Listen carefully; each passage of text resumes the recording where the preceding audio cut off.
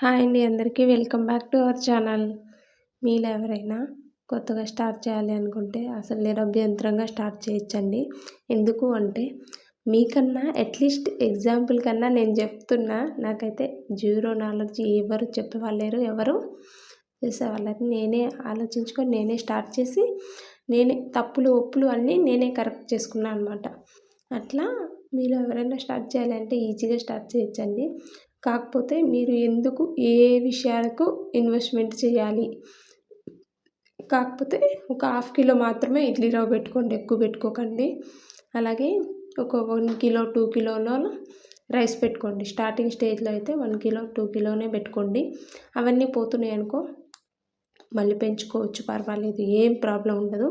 ఒకవేళ పోలేదనుకో మీరు ఎక్కువ టెన్షన్ తీసుకోకండి.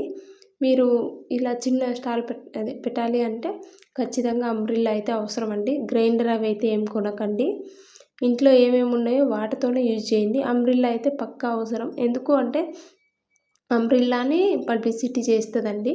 నేను వాస్తవం చెప్తున్నా, మళ్ళీ దీనికి తప్పు పట్టకండి. అంబ్రెల్లాకైతే ఇన్వెస్ట్మెంట్ చేయాలి, ఇంకా మిగతా వాటికైతే వద్దు. సామాన్లు కూడా ఏం పెద్దగా కొనకండి. ఇలా కొన్ని మాత్రమే పెట్టేసేయండి. బోండా అయితే స్టార్ట్ చేయకండి, ఎందుకంటే మంచిగా రావు స్టార్టింగ్ స్టేజ్లో బోండా. నిదానంగా చూసుకొని మీరు ఒకవేళ 20 డేస్ 30 డేస్ కానీ చేసి మేము చేయలేము అనుకున్నా కూడా అంబ్రెల్లా మనం మళ్ళీ ఎవరికైనా అమ్మేయచ్చు, ఎవరైనా తీసుకుంటారు. మీరు అది ఇన్వెస్ట్మెంట్ లాగా బాధపడకండి. పెట్టాలి అనుకుంటే మనం ఒక ట్రైల్ అయితే చేయాల్సిందే. ఎవరైనా పెట్టాలి అనిపించినప్పుడు చేయండి, పర్వాలేదు.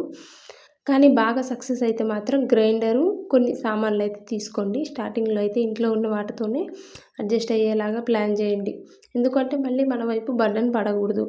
నేను చెప్తున్నా అని కాదు, ఎవరైనా సరే అంటే ఏ విషయమైనా ఈ ఒకదానికి పెట్టాలి అన్న వాటికి పెట్టాలి, అవసరం ఉండదు అన్న వాటికి మనం అడ్జస్ట్ చేసుకోవాలన్నమాట. ఎందుకు అంటే అలా చేస్తేనే మనము అది ఏమంటారు అప్ అండ్ డౌన్స్ని బ్యాలెన్స్ చేసుకోగలం. నేనైతే స్టార్టింగ్లో ఓన్లీ వీటికి మాత్రం పెట్టేదాన్ని, తెలియదు కదా, అంబ్రెల్లా తీసుకోలేదు. 1 వీక్ 10 డేస్ అయితే ఫుడ్ అంతా అలాగే మిగిలిపోయింది. తర్వాత అంబ్రెల్లా తీసుకున్న తర్వాత అయితే ఇంకా అసలు మిగలట్లేదు. అప్పుడు అందరికీ మనం చెప్పనవసరం లే, ఆటోమేటిక్గా తెలుస్తుంది. అంబ్రెల్లా ఉంది అంటే ప్రతి ఒక్క బండి కానీ మనుషులు కానీ అబ్జర్వ్ చేస్తారు, కింద ఏముందా అని చూస్తారు అనమాట. ఆ ఉద్దేశంతో చెప్తున్నా. చాలామంది మేము స్టార్ట్ చేస్తాం అంటున్నారు. ఖచ్చితంగా స్టార్ట్ చేయండి. స్టార్టింగ్లో అయితే మీరు ఇంట్లో ఒక 2 రోజులు 3 రోజులు నేను చెప్పిన కొలతల ప్రకారం ట్రై చేయండి. ఇంట్లో ఎలా వచ్చినాయో ఇప్పటికీ నాకు 3-4 కామెంట్ చేసిండ్రు. మీరు చెప్పిన కొలతల ప్రకారం దోశ చాలా బాగా వచ్చింది అన్నారు. అలాగే నేను చెప్పిన ప్రకారం మీకు ఏమేమి డౌట్ ఉంటే దోశ కానీ చట్నీలు కానీ 1-2 రోజులు ట్రై చేసి తర్వాత బయటికి తీసుకెళ్ళండి. తప్పేముంది, ఏం తప్పు లేదు. అలాగే ఎక్కువ పెట్టుకోకుండా ఒక పావు కిలో పుట్నాలు, పావు కిలో పల్లీలాగా చట్నీ స్టార్ట్ చేయండి. కొంచెం మంచిగా సేల్ అవుతుంది. అప్పుడు తెలుస్తుంది, ఒక 4 రోజులు పెడితేనే అందాజు తెలుస్తుంది, తక్కువ పెట్టాలా ఎక్కువ పెట్టాలా అనేది అర్థమవుతుంది అనమాట. ఇలా నేనేం చేస్తా, ఇలా స్కూటీకి ఒక సైడ్కి అంబ్రెల్లా కట్టేసాను అనమాట. అయితే ఇది రోజు మనం కట్టనవసరంలే, ఈ తాడులోకి పెట్టేస్తే ఈజీ అయిపోతుంది. చూసారా, ఒక చేత్తోనే తీసేసినాను.